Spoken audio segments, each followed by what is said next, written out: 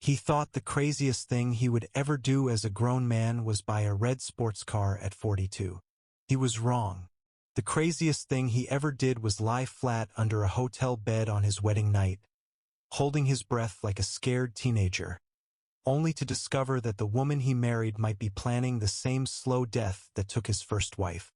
Dorian Kane always believed the most embarrassing thing a billionaire could do was trip on a stage, choose the wrong business partner, or marry for the wrong reasons.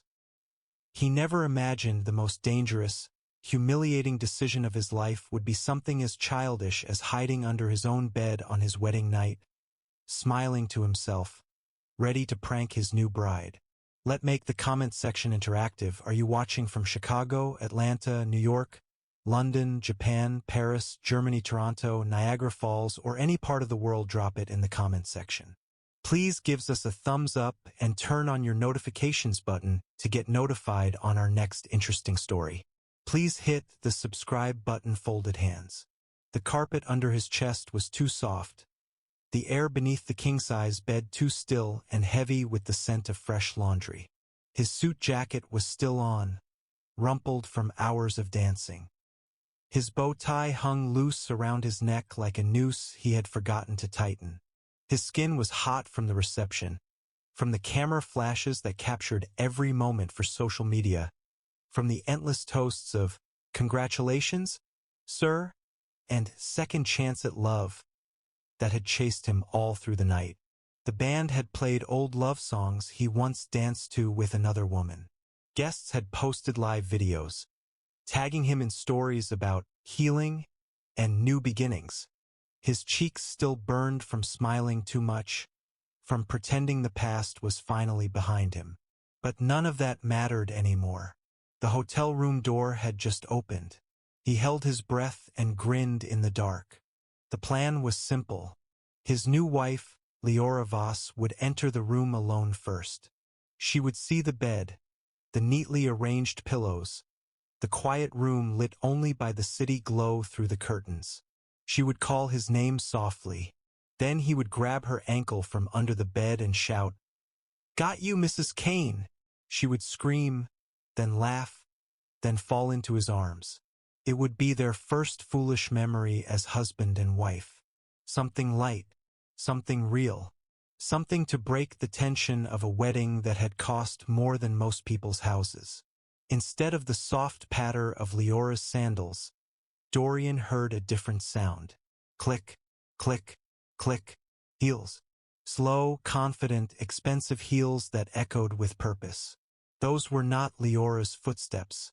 The door closed with a quiet thud, followed by the sharp sound of the lock sliding into place from the inside. From his position under the bed, Dorian could only see a slice of the room.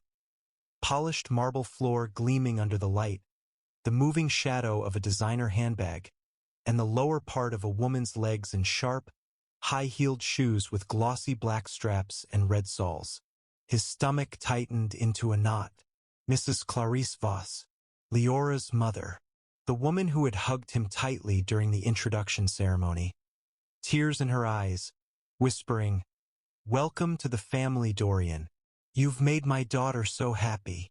Dorian almost slid out from under the bed immediately. He could already imagine himself crawling out, brushing carpet dust off his suit pants, forcing an embarrassed laugh. "Good evening, Ma. You caught me trying to play a silly prank on your daughter." She would laugh politely, maybe shake her head and tell him even men with billions still behaved like boys when they were in love. He would make a joke, offer her a drink, and send her on her way. That was what he almost did. But then he heard her voice. "Leora," Mrs. Voss said softly. "Come and sit. We must talk now." Dorian froze, his grin vanishing. Leora? In the room already? He heard the bed creak above him as someone sat down. Another set of footsteps followed, lighter, bare feet padding across the glossy floor. He had slipped under the bed while Leora was supposedly stepping out to send a quick voice note to her brothers. Now he realized she had never actually left the room. His heart began to pound so loudly He feared they would hear it through the mattress. "Mom, you came?" Leora said, sounding almost relieved. "I thought you were still with my brothers at the after-party." "I left them," her mother replied. "This is more important." There was something in her tone that Dorian had never heard before. Gone was the warm, dramatic woman who had cried happy tears during the vows and called him son in front of everyone. This voice was stripped of sweetness. It was sharp, calculated, almost clinical, like a coach giving final instructions before a high-stakes game. He swallowed hard. He knew it was insane to stay hidden. This was his room, his bed, his wedding night. He had every right to show himself. But something heavy and cold settled in his chest and pinned him to the floor like a hand pressing down. "Remember?" Mrs. Voss whispered, her voice dropping even lower. "This man is not your husband. He is your ladder." The words sliced the air like a knife. Dorian's eyes widened in the darkness. For a moment he thought he had misheard. A ladder? What did that even mean? "We must not waste time," she continued calmly. "If we do this well, you will not just become comfortable. You will own everything he has. The houses, the companies, the trusts, all of it." Dorian's fingers dug into the carpet fibers. His mind scrambled to explain it away. Maybe she meant that Leora would help him manage his wealth responsibly. Maybe it was crude but harmless advice from a desperate mother who had seen her family fall apart. Then Leora laughed softly. It was not the sweet, slightly shy laugh she gave him when he teased her about her tiny car or her mismatched socks. This laugh was small and flat, almost businesslike, like she was confirming a deal. "Mom, I know," she said calmly. "No," Mrs. Voss snapped. "You think you know, but you are too soft. You smiled too much during the ceremony. You looked at him like you were in love. Don't let emotion ruin this." There was a long pause. Dorian stared at the darkness under the bed, feeling his chest tighten like a vice. "I was acting," Leora said finally, her voice slower now, almost defensive. "Good," her mother replied, "because acting is how we survive. Your father's death finished us. Your brothers are struggling with debts. The world does not care about pretty faces or good intentions. And this billionaire Dorian Kane, he is the answer we have been waiting for. The answer we earned." Dorian heard his own name like it belonged to someone else. He had heard about their struggles in bits and pieces during the courtship. The family business that collapsed after her father's sudden heart attack. The rent they could barely pay. The scholarships Leora almost lost for her brothers. The endless "we're fine" that never sounded convincing. He had felt sympathy, maybe even a strange sense of kinship. Pain recognized pain, he had thought. Under the bed, his sympathy began to curdle into something darker, something closer to nausea. He had been a widower for 13 years. He had held his first wife, Ilara, as she wasted away in a hospital bed. Leukemia, late diagnosis, fading strength day by day. He had watched her hands grow thinner, her laughter grow quieter, until one day there was only silence and the beep of machines. He had walked out of that hospital with 2 children. Mara, 16 then, and Lucian, 14, and a grief that clung to his skin like a second body. He had poured himself into work, turning Kane Holdings into a global empire. Every skyscraper, every merger, every boardroom victory had been built on that quiet pain. He had promised himself never to open his heart again. He told Mara, Lucian, his friends, even his therapists, "I'm fine alone. One lifetime of love is enough." Mara had rolled her eyes at 16 and said, "Dad, you're not a monk. Live a little." Lucian had been quieter, but had sent him articles about widowers finding love again. Everyone had nudged him.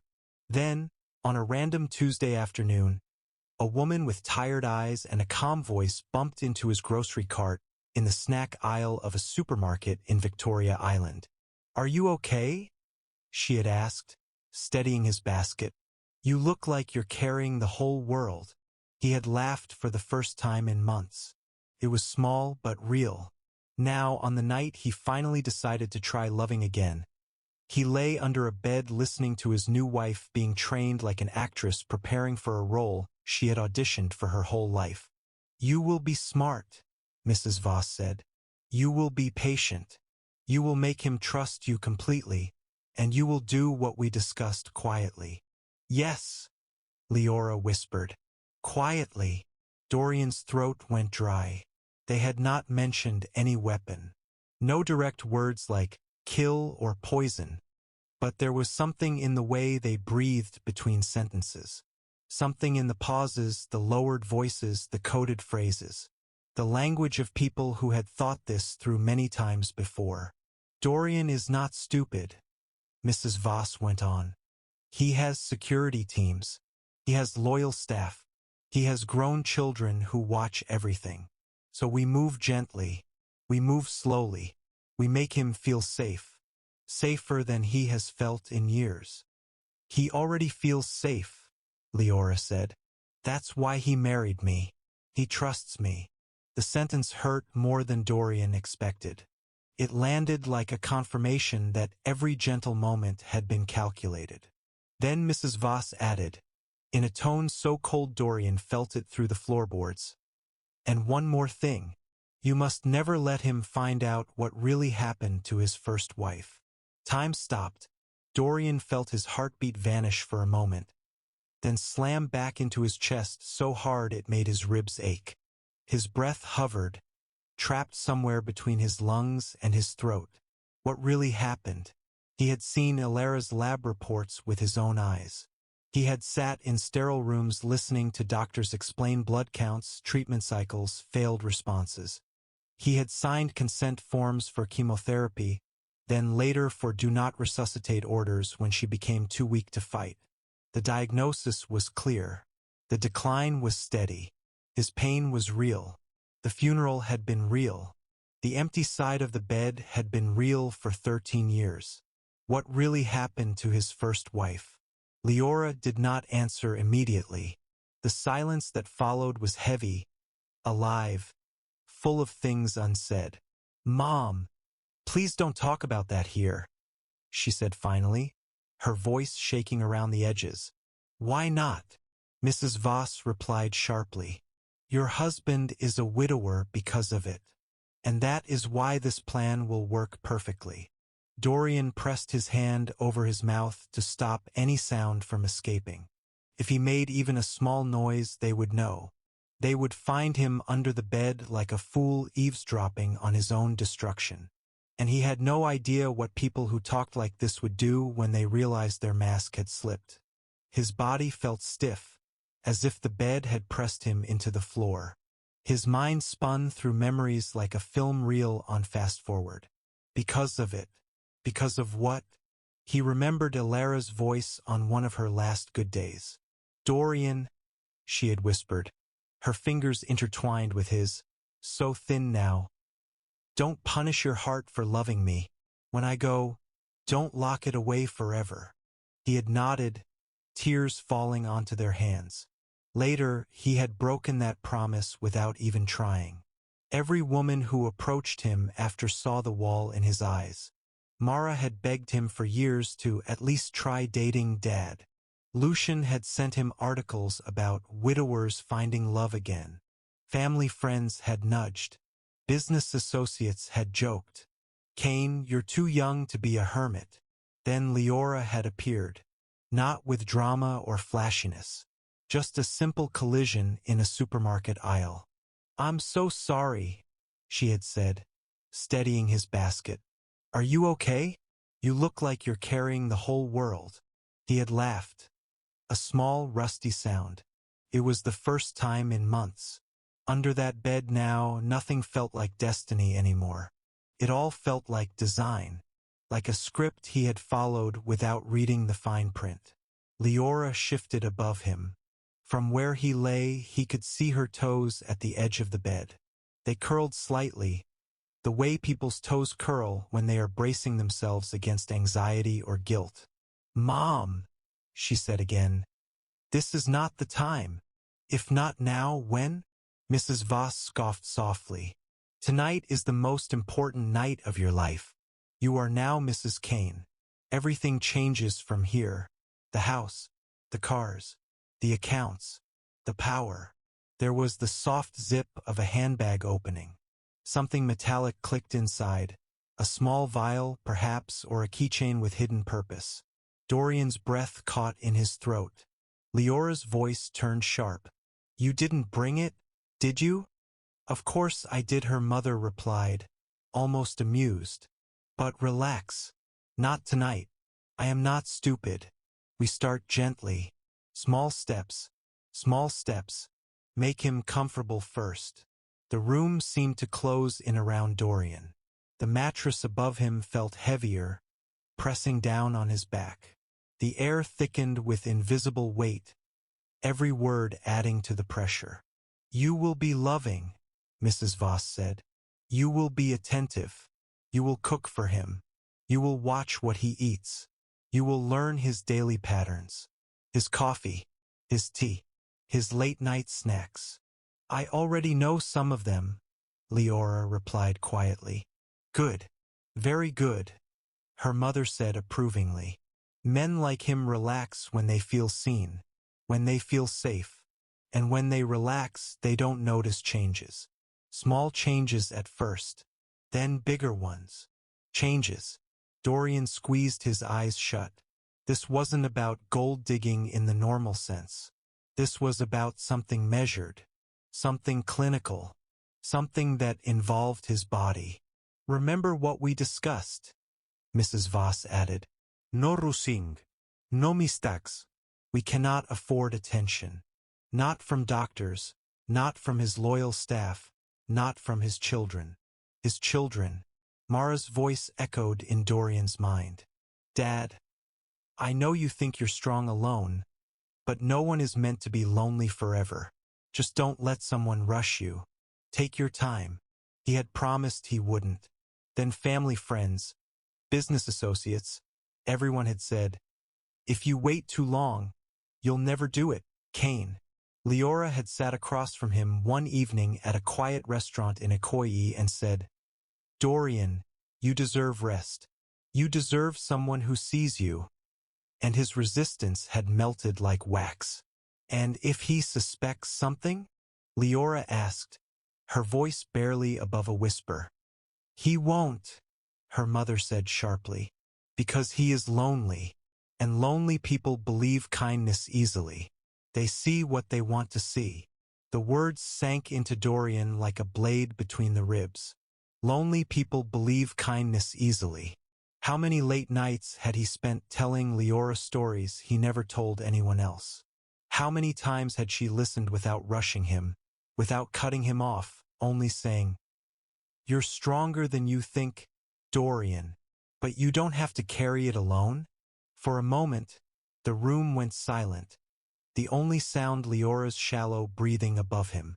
Then she asked, even more softly, "Mom, what if he talks about his first wife again?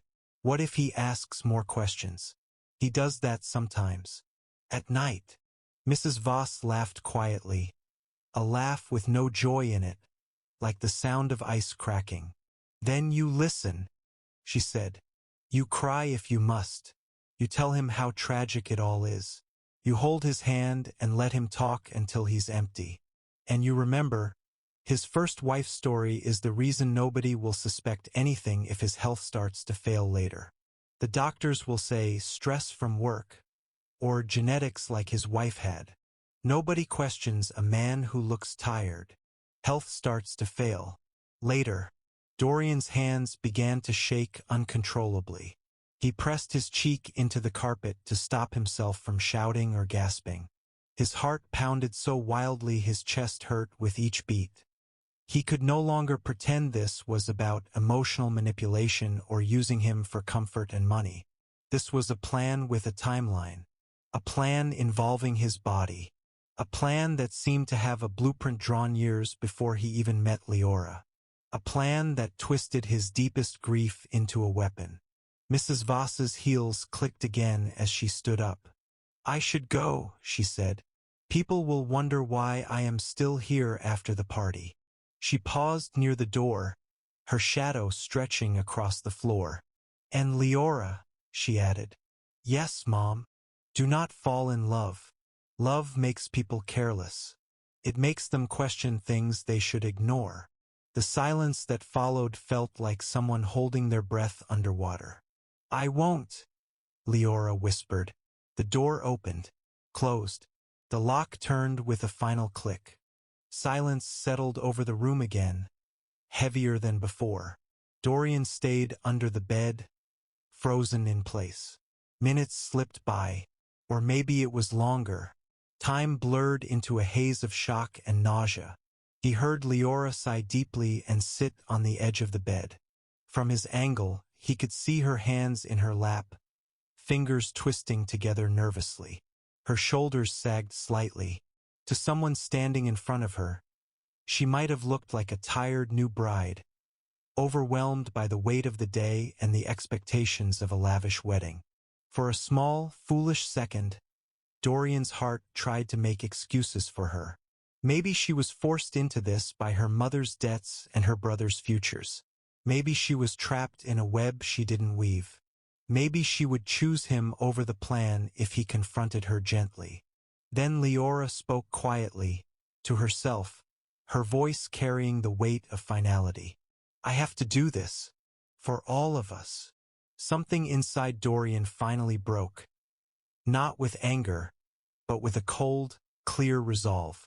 She stood and walked toward the full-length mirror across the room.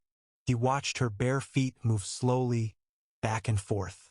She adjusted her hair, smoothed her silk robe, tilted her head, and practiced a smile in the reflection. A gentle, patient smile with just the right amount of warmth. It was the same one she wore when she bumped his cart and apologized so sincerely. The same one she wore when she said yes to his proposal under the stars. The same one she had smiled through happy tears at the altar just hours ago. She checked her phone, the screen lighting her face in blue. She murmured, "He should be back soon. Right on time." That was his cue. His survival instincts finally roared louder than his shock. He slowly pushed himself backward, inch by inch, careful not to rustle the bed skirt or make the floor creak. His muscles burned from the awkward position. Sweat trickled down his back. When he was far enough out from under the bed, he slid to the side, grabbed his discarded shoes, and moved swiftly but silently toward the walk-in wardrobe. He slipped behind the hanging shirts and jackets, pressing his back to the cool wooden wall. The smell of cologne, fresh fabric, and faint wood polish filled his lungs.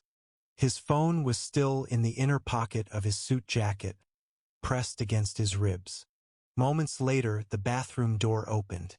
The sound of running water started again as Leora turned on the shower. "Dorian?" she called softly, her voice sweet and playful now. "Are you back already?" He held his breath, counting the seconds. She took a few steps into the room. "I know you're hiding somewhere," she said in a teasing tone. "You love games, don't you? Come out, my naughty husband."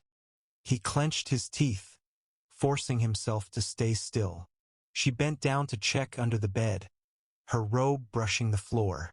Dorian's heart stuttered in his chest. He wasn't there. She straightened with a small frown, scanning the room. Just then, her phone buzzed on the bedside table. She picked it up, looked at the screen, and her shoulders relaxed visibly, like someone who had just received confirmation that the coast was clear. Dorian saw her thumbs move quickly across the screen. "He's not here yet," she whispered to whoever was on the other end. Pressed against Dorian's back was something hard. He shifted slightly and realized it was his own phone, still in the pocket. It vibrated once. He slid it out carefully, cupping the screen against his chest to hide the glow.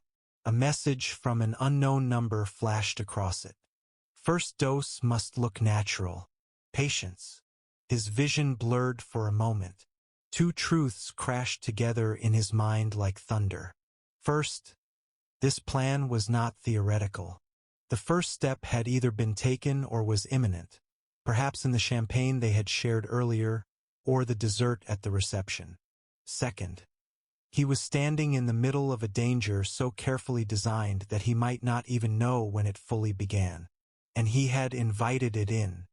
He stayed hidden in his own wardrobe until Leora eventually turned off the overhead lights and climbed into bed. Only the warm amber of the bedside lamp remained, casting long shadows. In its soft glow, she lay with her eyes half closed, a faint, satisfied smile on her lips, like someone pleased that everything was proceeding according to schedule. Dorian watched from between the suits until his phone screen dimmed and went black. He knew that if he stayed hiding much longer, fear would swallow him whole. He knew his mind would shatter before her plan did. So he reminded himself why he was there in the first place. He had come into this room to play, to prank, to laugh for once in a life that had been too serious, too controlled, for too long. He stepped out from behind the wardrobe, inhaled deeply to steady his nerves, and shouted with as much boyish energy as he could fake, "Surprise!" Leora screamed, twisting on the bed so fast she nearly slipped off the edge. She grabbed at her silk robe, pulling it closed, her eyes wide and genuinely terrified for a split second. "Dorian!" she gasped, hand over her heart. "Where did you come from? You scared me to death." He laughed loudly, his own heart still racing like a trapped animal, forcing the sound to come out like pure, harmless amusement. "I've been here the whole time," he said, spreading his arms out dramatically. "I slipped in while you were in the shower. I wanted to scare you. Did it work?" For half a second, her face went completely stiff. Her gaze flicked around the room. The bed, the bathroom door, the open wardrobe, like she was checking for traces of what he might have seen or heard. Then she exhaled sharply and let out a shaky laugh, placing both hands over her chest. "You nearly killed me," she said, shaking her head. "This is not funny at all." He walked closer, still smiling like the harmless fool she believed he was. "You should have seen your face," he teased, keeping his voice light.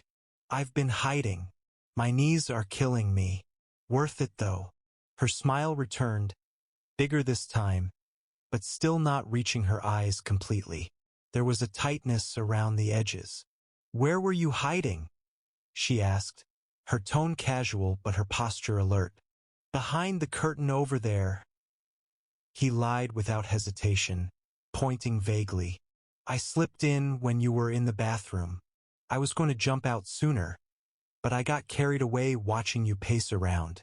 She studied him carefully, his expression, his posture, his breathing pattern, searching for any crack in the story. Then she laughed again, lighter now, stepping toward him and touching his arm lightly. Her hand was warm, too warm, almost feverish. "You are ridiculous, Mr. Kane," she said, her voice softening into something affectionate. "Why are you still fully dressed? Didn't you say you were going to have one more drink with your friends downstairs?" "I came back early," he replied smoothly, turning the lie into something romantic. "I wanted to surprise my wife. Couldn't wait any longer."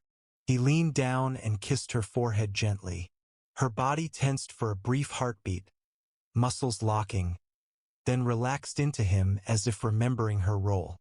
"Next time," she murmured, her voice soft but with an edge. "Don't scare me like that. My heart can't take it." He smiled with his lips while his mind catalogued every micro-expression. As he held her close, one sentence repeated in his head like a mantra. "This man is not your husband. He is your ladder." They moved toward the bed together and sat down on the edge. The room felt suspended between them now. One side heavy with secrets, the other armed with fresh suspicion. "My mother came by earlier," Leora said casually, as if mentioning the weather or the traffic. "You know how she is. Always one more thing to say. She just wanted to give me a quick be a good wife lecture." "I didn't see her," Dorian replied, keeping his voice relaxed and curious. "She didn't stay long," Leora said quickly. "In and out. Mothers, right?" "I know," he answered with a small, understanding smile.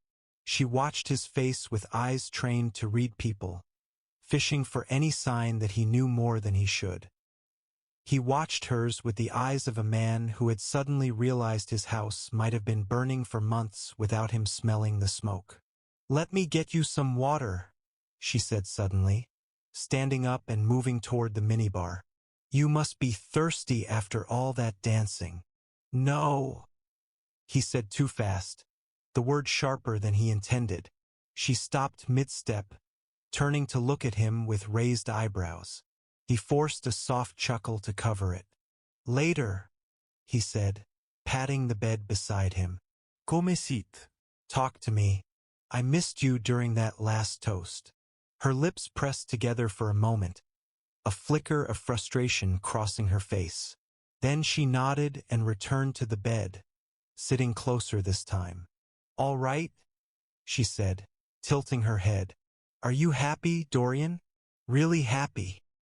He looked at her, the woman who had bumped into him in a supermarket aisle, the woman whose little voice notes had slowly brought laughter back into his lonely evenings, the woman whose phone had just received instructions about a first dose. "I am," he said slowly, letting the words hang. "Are you?" "Of course," she replied with a bright, practiced smile. "This is everything I dreamed of." Another lie delivered with perfect timing. Her phone buzzed again on the bedside table. She reached for it quickly, fingers almost snatching it, but Dorian's hand was faster this time. He picked it up casually and glanced at the screen before she could protest. A new message from an unknown number. "Be patient. Do not rush him. Trust the process." He looked up at her face. She stared back at him, body completely still, eyes wide like a deer caught in headlights. He handed the phone back gently and gave a light, teasing laugh. "Someone is very busy with you tonight," he said. "On our wedding night, no less. Popular bride." She swallowed hard, then forced a smile and a small laugh of her own. "Just my brothers," she said quickly. "They're excited, sending silly messages. You know how they are." "Of course," he replied, nodding as if it made perfect sense. They lay back on the bed side by side, eyes fixed on the ceiling fan turning lazily above them. After a long silence, her fingers slid toward his across the sheets. He took her hand, intertwining their fingers, but this time his grip carried something new. Control. Awareness. As he lay there beside his new wife, Dorian understood something clearly for the first time. The prank was over. The war had begun. He closed his eyes, but sleep refused to come. Leora's breathing eventually grew slow and steady beside him, the rhythm of someone who felt victorious. The city outside buzzed faintly with late-night traffic. Inside the room, secrets churned quietly around them like smoke. For the first time since Alara's death 13 years ago, Dorian Kane did not feel safe in the same bed as the person beside him. This marriage had just turned into a quiet war, one where trust was the first casualty. If you followed Dorian's shocking wedding night discovery to the end, tell us in the comments.